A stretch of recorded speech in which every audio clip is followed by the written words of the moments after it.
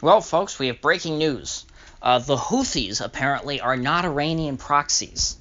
Apparently, these Houthis in Yemen, who have been fighting a war on and off, I mean, it wasn't too hot before a few years ago, but pretty much for over 10 years, the Houthis have been trying to rebel against the Saudi-backed Yemeni government.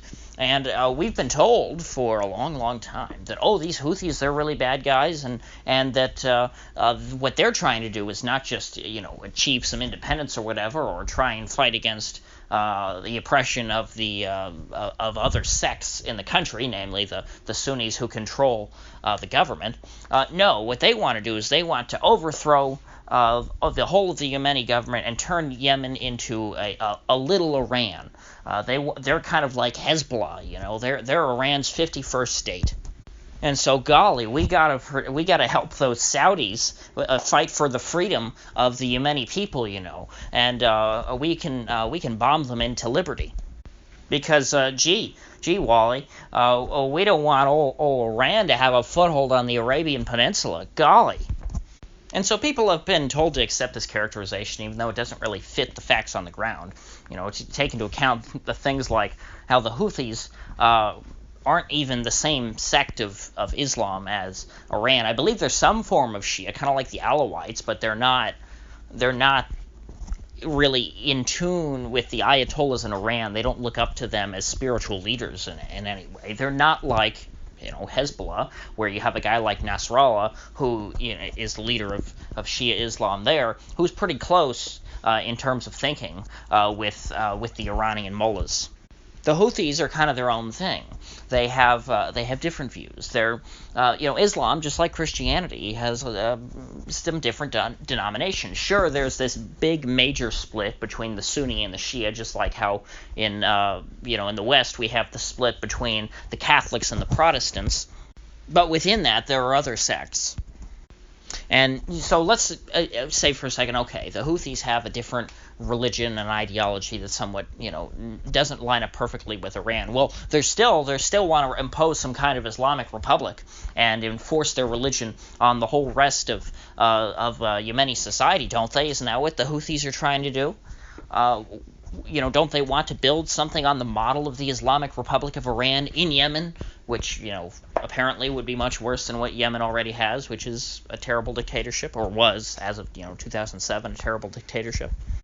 Well, no, really. We don't really have any evidence for that. It seems as though the whole time, as long as I've been following the Houthi movement, that their concerns were about local autonomy and that they were worried about the capital eroding their power and trying to dominate them. So these seem to be local autonomists, people who basically live in an area that's about the size of a normal U.S. county, saying, hey, you folks in the capital over there, we don't want you laying down so many restrictive rules for us. I remember one of the things that the government did before all this Civil War thing happened was they took the area where the Houthis live, where they're the majority, and they took away their coastline and gave it to another province or governorate or whatever they call it. And I don't know what the Arabic word is for a subdivision of a republic, but anyway, they took away whatever the administrative unit is. They made the Houthis landlocked, so they no longer had access to the sea.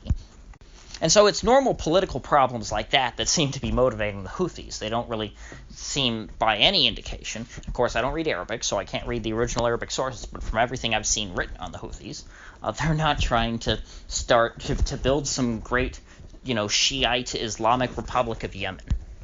And now all of a sudden the Trump administration agrees with me, when just a week ago they were on the complete opposite side, saying that these Houthis were terrible Iranian proxies, back in September, Brian Hook, who's one of he's not the National Security Advisor, but I believe he's on the National Security Council. He does a lot of press conferences, talks to the media a lot. He said that the Iranians were deploying the Houthis in Yemen, so basically talking about the Houthis as if they are Iranian troops.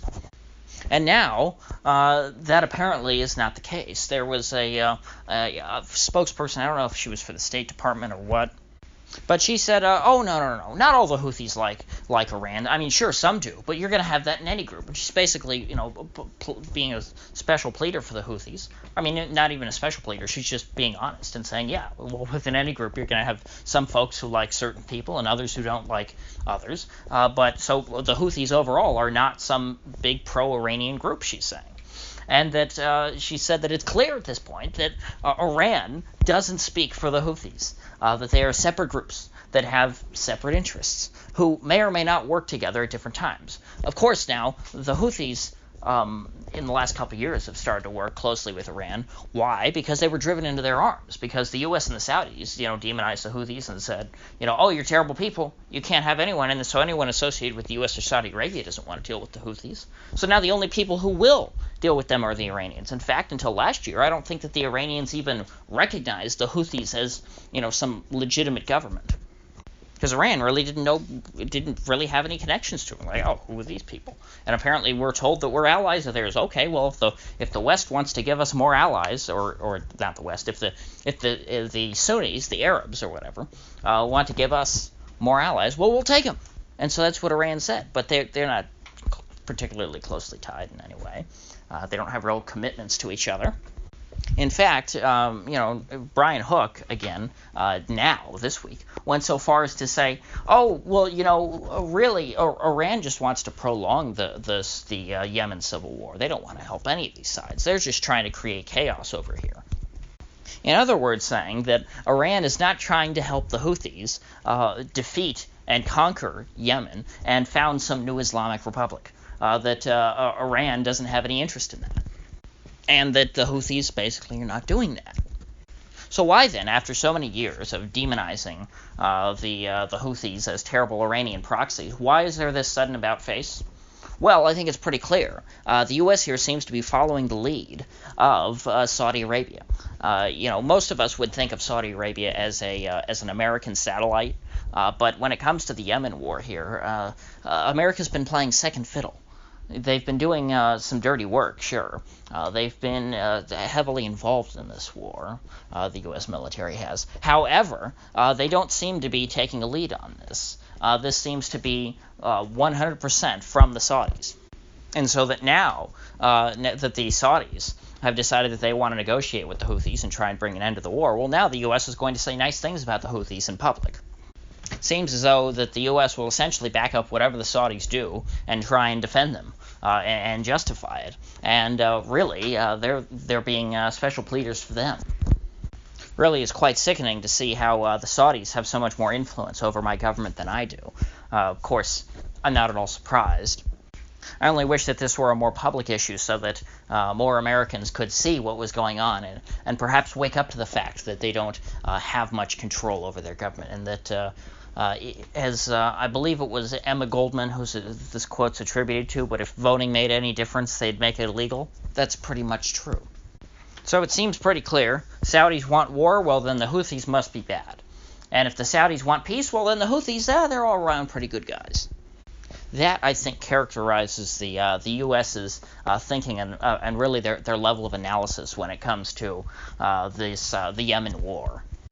And to add to my case that the U.S. just seems to be following the Saudis' lead, I will appeal to a 2007 cable that was leaked by WikiLeaks quite a few years ago, in which U.S. diplomats were talking about the brewing civil war in Yemen, which had been boiling up for quite some time before it went truly hot. And in that cable, they said that the Houthi rebellion, which, the Houthis were sort of in rebellion for quite a few years before there was a real serious civil war like this. They were resisting the central government. That rebellion had really been triggered by the Saudis, because the Saudis, as they are wont to do, they sent out their missionaries, their radical clerics, their very extreme Sunni Muslim teachers into Yemen, and to essentially preach to the Sunnis that all the non-Salafists essentially are bad people, and that you should have no respect for them, and that they're subhuman infidels. And so, of course, that includes the Houthis. And that the Houthis were threatened by this because the country was turning against them. It was becoming, they were becoming a nation of Salafists, the Sunni majority was. And so the Houthis realized that they can't survive in that sort of a political order. They must resist and fight for their own freedom. And so this rebellion that the Saudis have been so desperate to try and put down and that they failed so miserably at was one that they themselves provoked. And the U.S. knew all this back in 2007. So clearly, if they've been saying all this garbage about how, oh, well, Iran's just trying to push the Houthis to create an Islamic Republic and destabilize and blah, blah, blah, blah, blah, they obviously were just trying to shill for the Saudis because they knew that all that was a lie. So they very cynically then enabled Saudi war crimes. Knowing that none of their official justifications were true, they enabled the massacre of thousands and thousands of civilians. They helped create a humanitarian catastrophe in which people are dying of cholera, which I don't know if you're familiar with cholera, but that comes from having contaminated water, and essentially you throw up and you vomit and like diarrhea yourself to death. It's a horrible way to die. And these are not just, Houthis who are doing. The Houthis are one sect in Yemen. This is all the people who are dealing with these horrible atrocities. But of course, the Houthi-controlled areas are taking it the worst. So the lessons here are to, one, never trust the U.S. government. Never let them take the moral high ground when it comes to one of these wars, because they never do. They're always just, spouting sanctimonious BS. The establishment has lied us into every war. Well, I'm trying to think of a war that I was going to say since World War II, but now I'm trying to think of a war really that they didn't lie us into in some way or another. I really can't think of the last war that really the U.S. had to fight and that it wasn't a choice of the establishment and that they try to, just manipulate the people into accepting it. I really can't think of one. But hopefully this terrible episode, the war in Yemen, will be coming to an end somewhat soon, now that the U.S. has changed their tune in response to the Saudis, and that the Saudis are trying, at least, to make peace with the Houthis, which, again, I don't think would be all that hard.